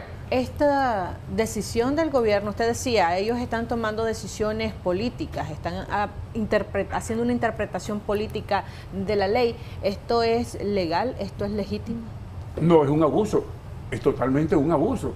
Están, digamos, utilizando el recurso de lo jurídico con propósitos políticos, ¿verdad? Además, que lo que he dicho en otras ocasiones, toda ley tiene que cumplir con dos requisitos: el de legalidad y el de legitimidad. El de legalidad está aquí establecido porque es ley, ¿verdad? Está establecido en la redacción escrita del texto. Y el de legitimidad no está, porque la legitimidad la búsqueda del bien común. ¿Qué bien común están buscando con este? Ninguno. Lo que están buscando es eliminar a los... Y lo peor de todo es que están eliminando o están apresando a sectores relevantes de la sociedad. No solo a los precandidatos presidenciales, a periodistas, a opositores políticos, a empresarios, a banqueros, o sea, a personas de sectores relevantes de la sociedad. Pero esa era mi siguiente pregunta. Si están haciendo una interpretación política de la ley y están aplicándola de esta manera, con esta interpretación, ¿por qué perseguir a empresarios? ¿Por qué perseguir a periodistas? Bueno, por lo mismo, porque ven en todos ellos, digamos, tipos que potencialmente les están haciendo, digamos, un contrapeso, ¿ya? Es decir, cada uno desde su sector. Si el periodista, por ejemplo, informa con objetividad e informa con veracidad, les molesta, porque la objetividad no les gusta, porque la veracidad no les gusta. Si el banquero le dice, cuando quieren, después de que hubo sanción para personas determinadas del aparato estatal y de la familia gobernante, y ellos quieren ir a un banco, por ejemplo, a que les admitan o les abran cuenta, y el banco les dice, no puedo, porque yo tengo una corresponsalía internacional con un sistema financiero internacional y me prohíben hacerlo. Entonces están molestos con los bancos, ¿ya? Es decir, pero todo va en una concatenación de hechos y de situaciones. Realmente las entidades bancarias, al decidir no abrirles las cuentas o cerrarles las cuentas a aquellos funcionarios que han sido sancionados por Estados Unidos, ¿no están cometiendo delito o sí? No, ningún delito. ¿Por qué? Porque si ellos, por ejemplo, hacen eso, ¿verdad? Ellos corren el riesgo de que les cierran las corresponsalías y estos bancos no tienen ninguna, hasta cierto punto mueren, porque, digamos, no van a poder usar las tarjetas de crédito, no van a poder, digamos, admitir depósitos, no van a poder abrir cuentas de crédito, no van a poder hacer prácticamente nada, y porque prácticamente están en una correlación con la banca internacional, y la banca internacional les va a decir no. Estas decisiones del gobierno, por ejemplo, de seguir o de apresar personas que están vinculadas con la banca nacional, ¿podría traer algún tipo de repercusión económica? ¿Podrían retirarse estos bancos que también tienen sucursales en otros países de la región? Podría perfectamente, es decir, si ellos están sofocando y ahogando y arrinconando al sistema financiero, pueden decir, bueno, nos vamos de aquí. Pueden decirlo perfectamente, se van y crean un enorme problema para Nicaragua, porque ¿dónde la gente haría sus actividades financieras? ¿A dónde? Sea para abrir cuentas de corriente, sea para abrir cuentas de ahorro, sea para pedir préstamos, para todo lo que sea necesario. Don Edgar, se ha hablado que se requiere de una negociación político-económica. Hay quienes aseguran que el gobierno desea negociar, pero no necesariamente con los opositores en nuestro país. ¿Se puede negociar con el presidente Ortega? Ahí viene el otro punto. El gobierno está con la táctica de querer negociar con los Estados Unidos, ¿verdad? Y ya lo dijo el Chele Grisby en su programa, ¿verdad? Pero ¿qué pasa? Los Estados Unidos, no de ahora, desde antes y desde siempre, le han dicho a este gobierno y a otro gobierno, no es con nosotros con quienes ustedes tienen que negociar, es con su pueblo, es con el que tienen contradicción, no la tienen con nosotros. Nosotros estamos dando el respaldo a ese pueblo avasallado, vejado por ustedes. Hablen con su pueblo. Obviamente que ellos tienen ese pretexto porque creen que de esa manera suben la parada y se equivocan. Miren, en un diálogo con los Estados Unidos, ellos están en desventaja, porque Estados Unidos es el más fuerte, el que tiene más capacidad. En un diálogo con la oposición o con el pueblo, ellos tienen ventaja. Y sin embargo, la oposición iría a un diálogo con el gobierno, porque definitivamente no hay otra manera de resolver la situación. Esto solo se resuelve internamente y ellos no lo quieren entender. Ellos hablan de que no haya intervención extranjera, pero quieren tener un diálogo con el extranjero y no con el nacional, lo cual es contradictorio. ¿Es malo que estén los extranjeros en un diálogo o debería de estar la representación extranjera del principal socio comercial de Nicaragua, que es Estados Unidos, según lo que han expresado algunos expertos en este programa? Entonces deberían de estar Estados Unidos y otros países u organismos multilaterales representados en un eventual diálogo con Nicaragua, pero además gente nicaragüense. ¿Quiénes podrían ser esos interlocutores? Los interlocutores tendrán que ser nicaragüenses, definitivamente. La comunidad internacional puede estar como observadora, ¿verdad? Para que, digamos, ver que todo funciona correctamente, que todo funciona sin mampuestas a favor del gobierno, sin ventajas para ninguno, sino que sea en un diálogo equilibrado.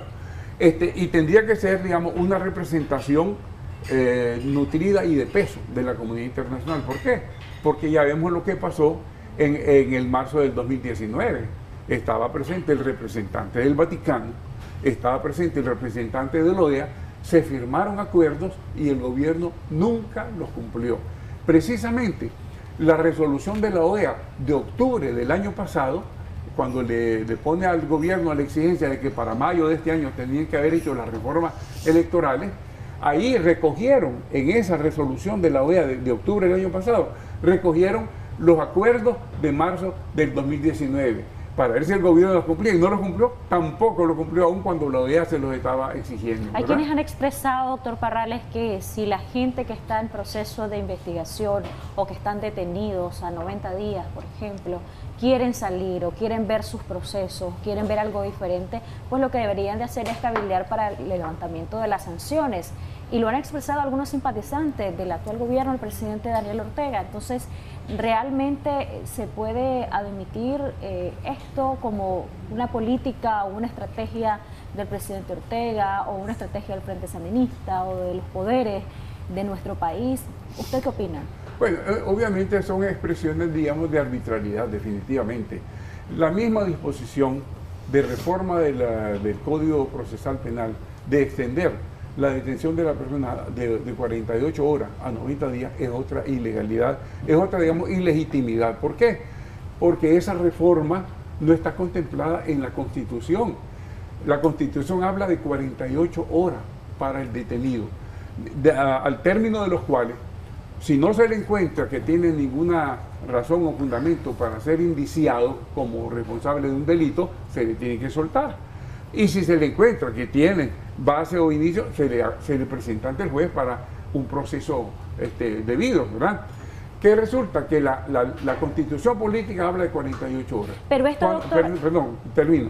Cuando ellos hicieron esta reforma al procesal penal de extenderlo a 90 días, vuelven a hacer lo mismo que pasa con lo de la extensión, de la interpretación extensiva en lo penal. No reformaron el código, la Constitución.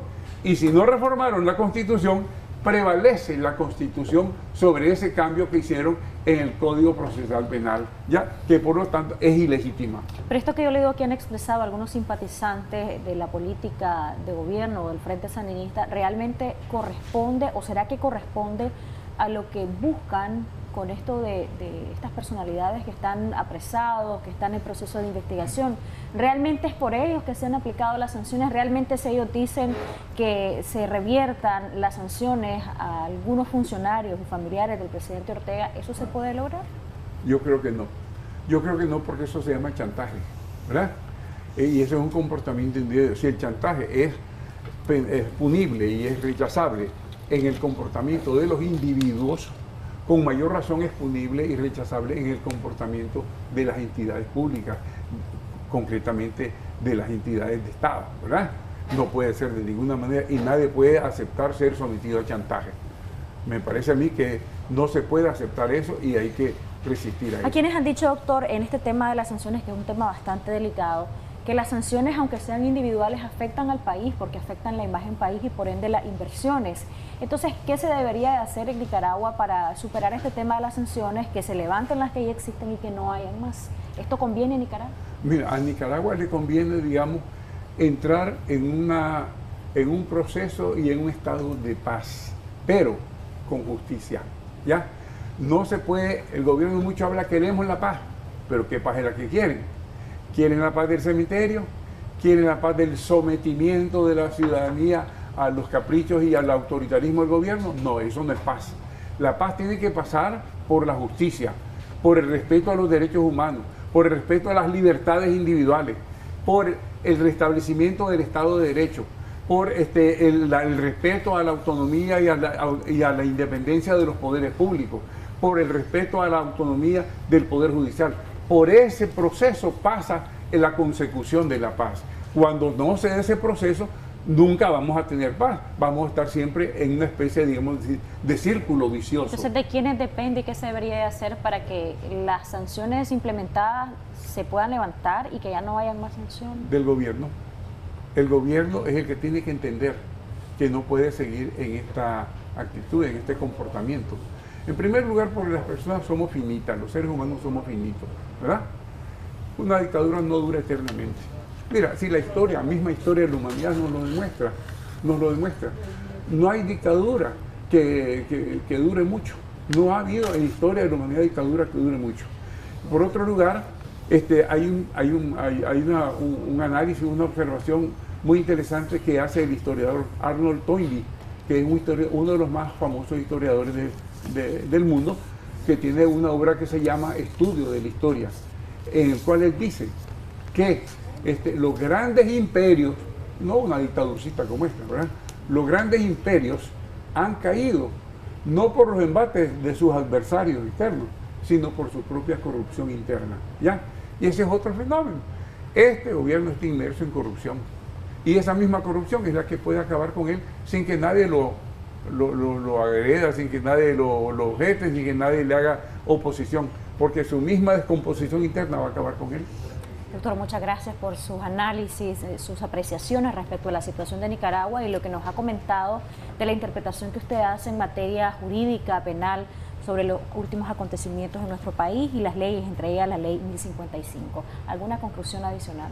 Bueno, tengo la esperanza de que todo esto se pueda componer, que tal vez haya algún rayito de iluminación divina para Daniel y para Rosario, para que entiendan que esa oposición, que esa recalcitrancia que ellos tienen, no es ninguna actitud sana, ni para ellos, ni para el país, y que tienen que buscar cómo cambiar de actitud para el bien de Nicaragua. Si aman a Nicaragua de verdad, tienen que buscar las verdaderas soluciones para el futuro del país. Muchísimas gracias, don Edgar. Esperamos contar con usted en siguientes ediciones de Acción 10 en la mañana. Nosotros vamos a hacer una pausa comercial y ya regresamos con mucho más. Qué bueno que pueda continuar con nosotros aquí en Acción 10 en la mañana. En esta segunda parte de Debates y Soluciones vamos a hablar acerca de la economía. Hay informes que son algunos alentadores por parte del gobierno, quien refleja un leve crecimiento en el primer trimestre de este año. Sin embargo, las organizaciones internacionales que realizan este tipo de estudios no son tan optimistas. Vamos a hablar acerca de esto y de cómo las circunstancias políticas también afectan nuestra economía. Para ello se encuentra con nosotros Jocelyn, nuestro siguiente invitado, el economista nicaragüense Luis Murillo. Bienvenido, Luis. Muchas gracias. Un placer que nos acompañe. Con Luis Murillo vamos a estar conversando un poco acerca de el desempleo, el subempleo o el empleo informal y también sobre algunos otros aspectos importantes como es el tema de las políticas públicas en materia económica. Pero antes yo quiero conocer un poco acerca de la opinión de la gente, de la población nicaragüense. Christopher Guevara está preparado para contarnos qué opina la población nicaragüense en cuanto a temas económicos. Y vamos a continuación a ver parte de esas opiniones de ustedes, nuestros amigos y amigas televidentes que fueron encuestados en la calle sobre estos temas que son tan sensibles para la población y para toda Nicaragua. Adelante, Christopher. Algunos organismos encargados de medir el progreso de un país han asegurado que Nicaragua en este segundo semestre del año 2021 no tendrá crecimiento. Pero ¿qué opina la población al respecto? ¿Cómo se verán ellos afectados si este país no enfrenta algún tipo de crecimiento? Veamos parte de sus valoraciones.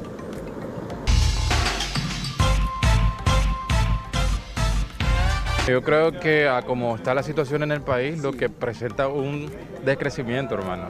La verdad es que yo tengo un negocio y los negocios están súper bajos, la gente solamente lo que consigue es para comida y estamos atravesando una situación muy difícil. La falta de oportunidades laborales. Totalmente, el cierre de la zona franca, los inversionistas se han retirado del país, entonces el país pienso yo que está a punto de colapsar. Comentanos, en este contexto de la situación, ¿cómo crees que se encuentra actualmente en nuestro país la economía? ¿Crees que va a haber un decrecimiento o contraste a ello va a haber un crecimiento? Bueno, según tengo entendido, con las sanciones que han dado a Nicaragua, lo más seguro es que Nicaragua salga de lo que es el DRCAFTA y por lo tanto lo que es las exportaciones, eso es lo que le da, creo que la mayor estabilidad económica a Nicaragua. Y ya saliendo fuera de eso, pues vamos a tender a caer en picada. Eso es lo que opino. Bueno, ahorita llevo mi arroz de aquí, llevo lechuga. Yo creo que la última palabra la tiene Dios. Entonces no te puedo decir si... ¿Cómo ve el panorama usted si realmente esto es positivo? Lo miro tranquilo. Mira bien. Sí, ya está yendo bien a mí mi negocio, no me quejo. Bueno, primeramente, ¿verdad? Sabemos que todo lo que estamos viviendo, antes que todo, como dice la palabra de Dios, principios de dolores. Y la economía, sinceramente, que va a subir, eso es mentira, porque más bien esto va en decaimiento. Sí. Ahí solo Dios que puede hacer algo, y a la verdad que esto cada día se mira más difícil. Lo que es la canasta básica ha subido, ha incrementado en algo grande que, o sea, imposible que bajaría de un solo. ¿Y la falta de empleo? Y falta de empleo, sí, porque empresas grandes están cerrando, la mayoría de negocios, muchos están cerrando y ahora se miran más vendedores, como dicen, que compradores, porque la gente anda buscando cómo vender hasta un fresco, cómo ganarse la vida de una u otra manera.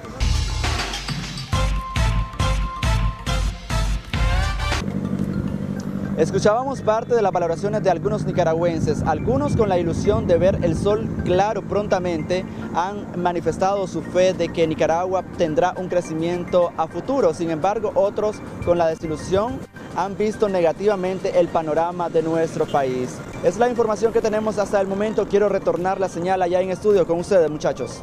Gracias, Christopher Guevara, por ese reporte que nos ha dado sobre la situación que explican algunos televidentes que tiene Nicaragua. Como decías vos, algunos lo ven con esperanza, otros lo ven como difícil, pero lo importante es que usted forme su propia opinión y vamos a conversar con el experto en economía para que nos diga qué piensa él justamente. Así es, Jocelyn. Aparentemente hay dos realidades. Una, la que emite el Banco Central y el gobierno a través de sus cifras oficiales, y otra, la que percibe la población en la calle. Luis, ¿cómo podríamos valorar estas cifras que ha proporcionado el Banco Central y si estas son reales? Bueno, muy buenos días a todos y todas. Yo quiero partir de dos elementos fundamentales. Uno, de que la economía es el análisis de los fenómenos económicos y normalmente se puede abordar desde dos ámbitos.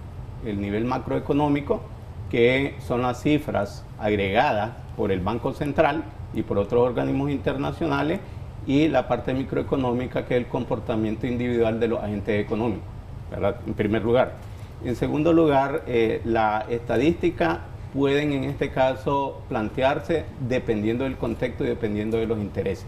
De tal manera de que nos da un panorama las cifras de indicadores macroeconómicos, pero desde el punto de vista microeconómico la gente sabe dónde le chima el zapato. Ante lo cual aquí yo traigo las cifras oficiales, ¿verdad? Y voy a comenzar con el mercado laboral. El mercado laboral está relativamente recuperándose de acuerdo a las cifras oficiales y algunos indicadores que son fundamentales. Por ejemplo, nosotros no tendríamos ningún problema en el mercado laboral, porque el nivel de ocupación neta de esta economía estaría en 95.1%, que es un indicador que se saca del número de personas ocupadas, escogidas, entre la población económicamente activa. El nivel de subempleo estaría en un 44%. El nivel de desempleo abierto en un 4,9%. Entonces, de acuerdo a esto, nosotros no tendríamos problemas en el mercado laboral. Sin embargo, en la parte microeconómica nosotros miramos cómo ha venido aumentando el nivel de informalidad, cómo se ha venido generando el cierre de muchas empresas, cómo ha venido subiendo el costo de la canasta básica, que dicho sea de paso, a veces digamos la propaganda tiene un efecto fundamental, y estas son cifras oficiales del Banco Central, ¿verdad? De la canasta básica. El último dato es a marzo del año 2021 y tiene un valor de 14.957 córdobas, menos de 15.000 córdobas. Ese es un segundo elemento. Un tercer elemento, yo creo que se ha desperdiciado una buena oportunidad, porque hasta antes de este contexto se estaban creando las condiciones para una leve recuperación, y lo demuestran los datos de crecimiento económico que dieron los diferentes organismos. Luis, cuando usted habla de que se está desperdiciando la oportunidad, ¿se refiere a los últimos acontecimientos? Me refiero a las últimas detenciones y a este clima incierto que está generando por la persecución a los opositores. No, me refiero a la valoración positiva que estaban dando todos los organismos nacionales e internacionales. Y pongo, digamos, el ejemplo. Por ejemplo, hace más o menos un mes, el Fondo Monetario Internacional decía de que Nicaragua iba a crecer un 0.2%. El Banco Mundial un 0.9%. El FUNIDE, que es un órgano, ¿verdad?, interno de estudios económicos que no es pro gobierno, 3.7% por encima del establecido del 3.5% del gobierno, ante lo cual se estaba, digamos, dando un panorama relativamente positivo que se desperdició en este momento. ¿Usted cree que esto se puede echar para atrás después de estas detenciones? ¿Y por qué? Si son temas que no necesariamente son económicos. A ver, en economía hay un elemento fundamental, o dos elementos fundamentales. Uno es la confianza en el sistema económico. Y dos son las expectativas. ¿Qué es lo que vos esperás? Vos podés plantear ahorita una cosa, pero si te cambia el contexto, vos vas a modificar. Entonces, yo siempre lo he dicho, y lo he dicho en este programa, de que yo en lo particular no creía de que la economía se iba a recuperar con cifras positivas. Yo dije en determinado momento de que íbamos a tener un menor nivel de decrecimiento económico y que posiblemente estaríamos en menos 0.5 o en menos 1%. ¿Verdad? ¿Por qué? Porque no es tan fácil salir, ¿verdad?, de ser la tercera economía de mayor nivel de crecimiento a la tercera economía de peor nivel de desempeño económico en América Latina. Además, las políticas públicas están erradas. ¿Y en qué sentido está errada la política pública? Cuando hay una crisis económica, tú tienes que establecer política pública de carácter expansiva. En la parte fiscal deberías de bajar impuestos, deberías de incentivar el crédito, deberías de promover los procesos tecnológicos. Sin embargo, nosotros estamos observando de que las políticas fiscales fueron de carácter recaudacionista, que cerraron la brecha del presupuesto general de la República, pero que sí hicieron perder casi el 13% de la riqueza de este país. ¿Cómo se traduce esto de estas políticas públicas a los niveles del ciudadano de a pie? ¿En qué se traduce? ¿Cuál es la consecuencia inmediata? Bueno, una política pública es un conjunto de instrumentos, elementos, instituciones y medidas que establece un gobierno para poder influir en la economía. Entonces, por ejemplo, en la parte de empleo, el Estado no está obligado a dar empleo, pero sí está obligado a crear las condiciones adecuadas para poder generar empleo. Y una de ellas es, por ejemplo, el crédito. Hoy casualmente estaba leyendo un informe del sistema financiero bancario y instituciones financieras, y plantean de que la cantidad de depósitos está aumentando, pero la cantidad de crédito sigue disminuyendo. A mí me preocupa bastante porque, si bien es cierto, los bancos están teniendo una cierta liquidez, no está utilizándose ese recurso financiero en la parte de la producción. ¿Cómo afecta esto? Bueno, ¿cómo afecta? Si tú no le das crédito al sector productivo de este país, no hay actividad económica, las empresas no brindan empleo, el Estado no está obligado a crear empleo, y prácticamente lo que vamos a tener es un problema de desempleo, que ha sido uno de los principales problemas de este país. Ya hay desempleo, hay una situación difícil, hay gente que está en el empleo informal tratando de vender cosas en la calle, tratando de llevar la alimentación para su familia, y se les vuelve difícil. Veíamos en la encuesta que realizó Christopher algunas de estas opiniones, de estas aseveraciones de la población nicaragüense. Ahora, ¿qué futuro inmediato le espera a Nicaragua en materia económica? Tomando en cuenta que muchos dicen todo está relacionado, la política, la economía, el tema de la imagen país, las sanciones, etcétera. Entonces, ¿qué le espera a Nicaragua a futuro inmediato y qué se debería de hacer? Bueno, en primer lugar, esta situación no es nada nuevo a lo largo de la historia de casi 200 años de vida independiente. Y el problema fundamental es que tenemos una mala cultura política y pasamos de crisis en crisis. Y cada 4 o 5 años, que son elecciones municipales o elecciones generales, generamos una incertidumbre. Entonces, ¿qué es lo que debemos hacer? Resolver el problema político. Porque resolviendo el problema político, ¿verdad? Se comienza a recuperar la confianza y se podrían tener números relativamente positivos.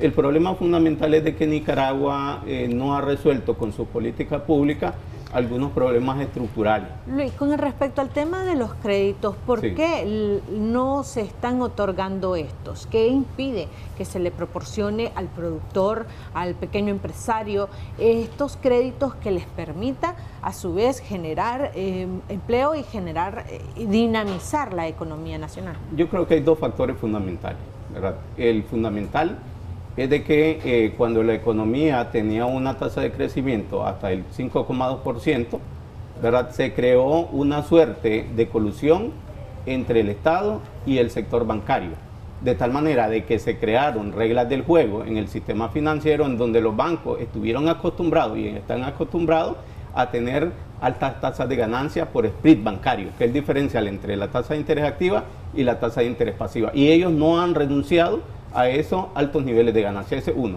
Y en segundo lugar, con todo este contexto y con toda la naturaleza que tiene la economía nicaragüense, la parte productiva de este país, que es principalmente la parte agropecuaria, es altamente riesgosa.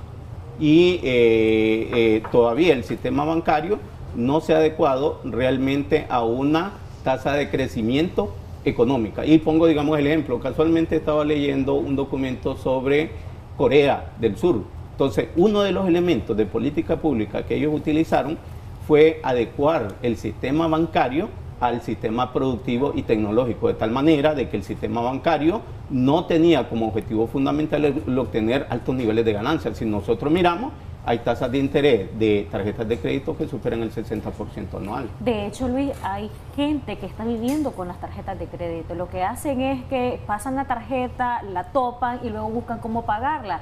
y muchos se están asfixiando económicamente en esto, porque ya lo que ganan, el salario no les da. Por ejemplo, hay familias que quizás trabajaban los dos, ahora solo trabaja uno. Y en esta materia también uno se pregunta a la población más bien, ¿qué políticas se deberían de adoptar del gobierno, las autoridades, en la Asamblea Nacional, para con el tema de la banca nacional, del sobreendeudamiento y de ver por esta gente que es el ciudadano de a pie, que realmente tiene una situación económica más que compleja y que muchos consideran se puede traducir en mayor inmigración de nuestro país?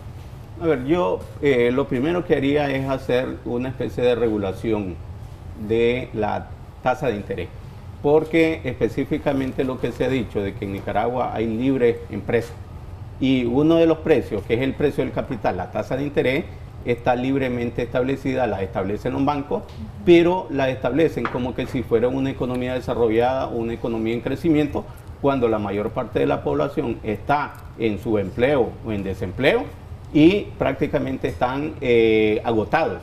Un segundo elemento, yo creo que el gobierno debería buscar especialistas en elaboración de estudios actuariales, de tal manera de que le dé una alternativa, ¿verdad?, al deudor y también al prestador de crédito para mejorar la situación. Acá prácticamente solo se establece los intereses del sistema bancario. Y voy a poner, digamos, un ejemplo. Yo tenía un crédito con uno de los bancos, tengo un crédito de los bancos y hice un acuerdo de 6 meses, pero ese acuerdo de 6 meses me duplicó la cuota, ante lo cual ahora tengo que correr mucho más para poder buscar, ¿verdad?, ese dinero, y no me mejoró en nada mi situación.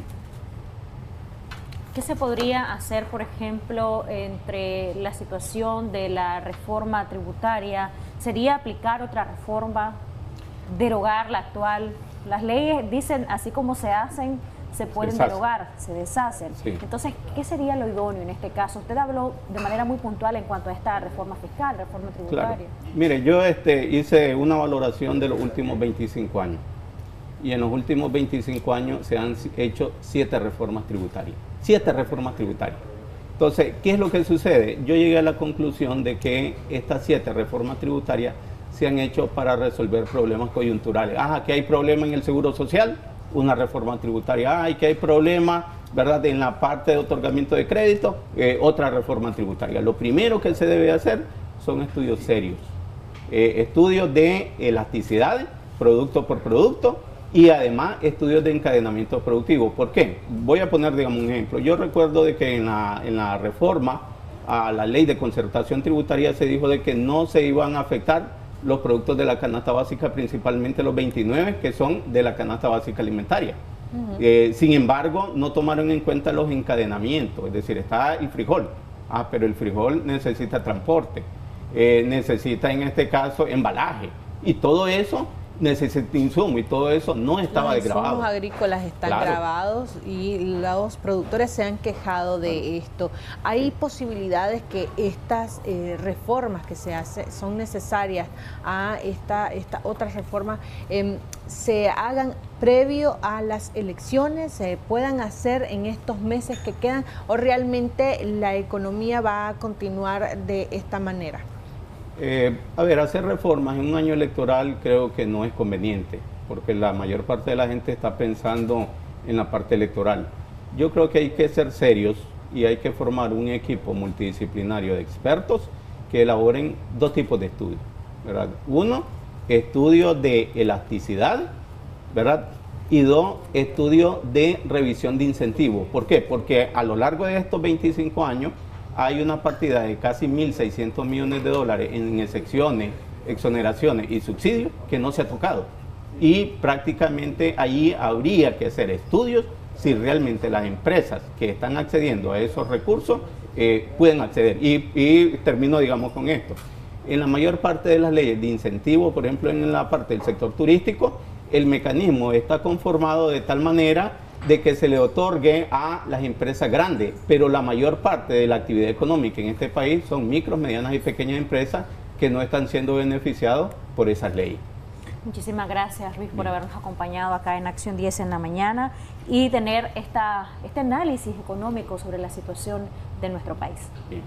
Un placer. Gracias. Vamos a compartir con ustedes la tendencia de nuestras entrevistas. El día de ayer nos acompañó el economista Eduardo Solórzano, quien además es experto en políticas públicas. Y vamos a darles a ustedes parte de las cifras de lo que generó esta entrevista en nuestras redes sociales. 37.313 personas alcanzadas, 69 veces compartida y 143 comentarios. Gracias a usted que siempre está en la sintonía de Acción 10 en la mañana, también en nuestras redes sociales. Nos encuentra como Canal 10 Nicaragua. Pausa comercial. Al regresar, mucho sabor y mucho acá en Acción 10 en la mañana en nuestros segmentos de la revista.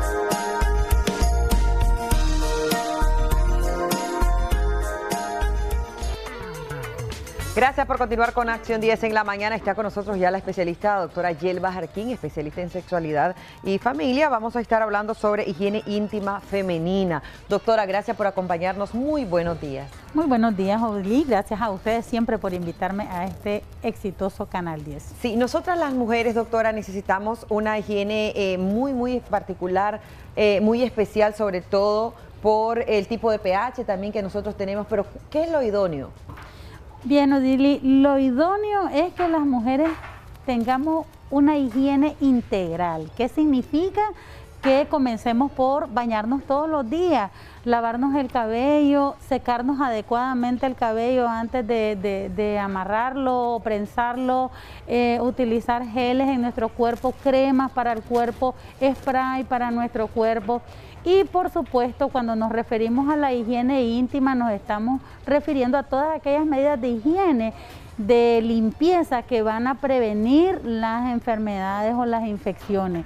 Por ejemplo, hay muchas creencias, muchos mitos de que no te tenés que bañar cuando andas con la menstruación o estás en el posparto. Por supuesto, cuando hay menstruación hay que bañarse, hay que lavarse los genitales, y en el posparto también no introducirse dedos, por ejemplo, para limpiarse el área vaginal, porque siempre existe un mecanismo fisiológico natural que es el flujo vaginal, que elimina aquellas impurezas y que previene pues las infecciones.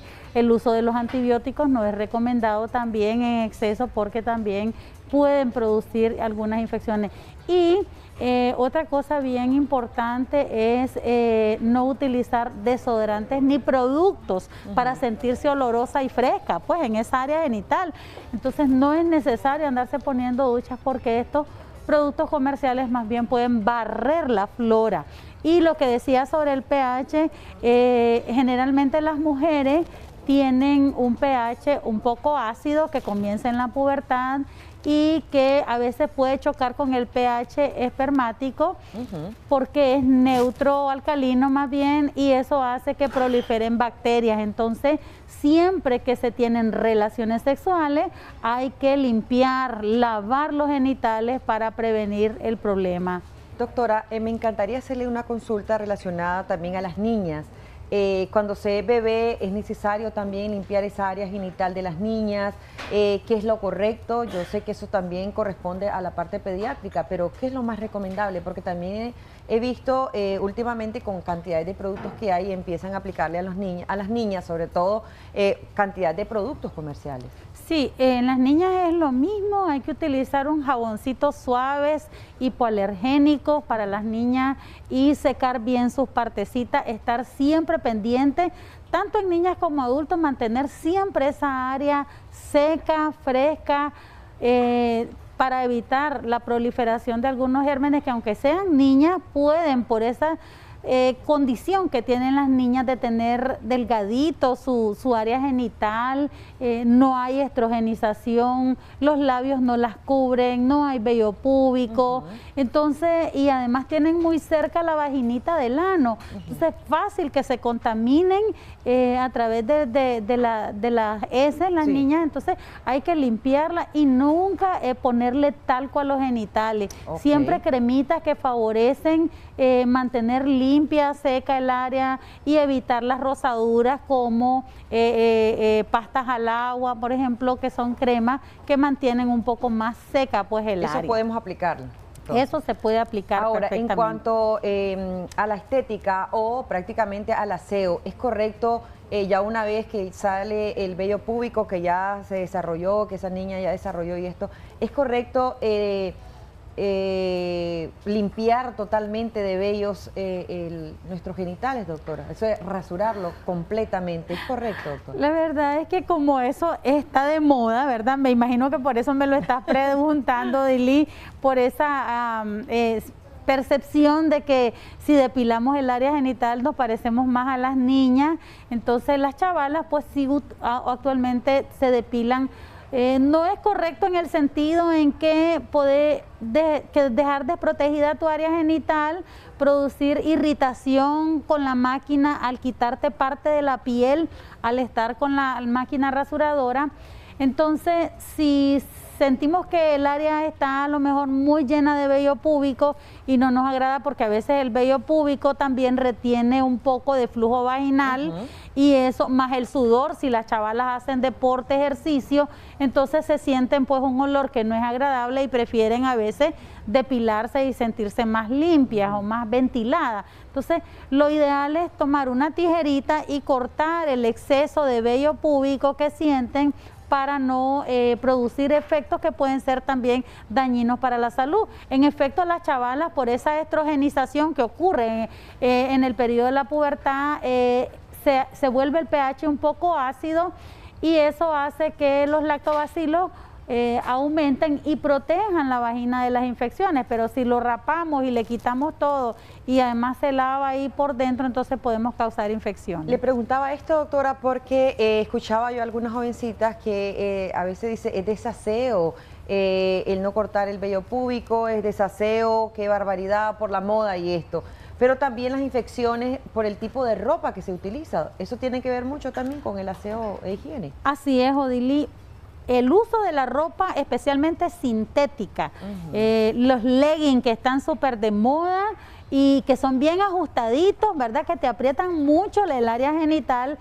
Ya de por sí el área no es ventilada, ¿verdad? Decíamos que no es ventilada. Entonces, si le pones ropa sintética, eso favorece más bien la sudoración, la humedad y la proliferación de gérmenes que pueden ser generalmente cándida o algunas veces a las garnerelas que nos dan un olor bastante desagradable, con olor a pescado y que hay que dar tratamiento porque pueden traer consecuencias también muy graves para la salud. Dos cosas en relación a eso que acaba de decir, doctora.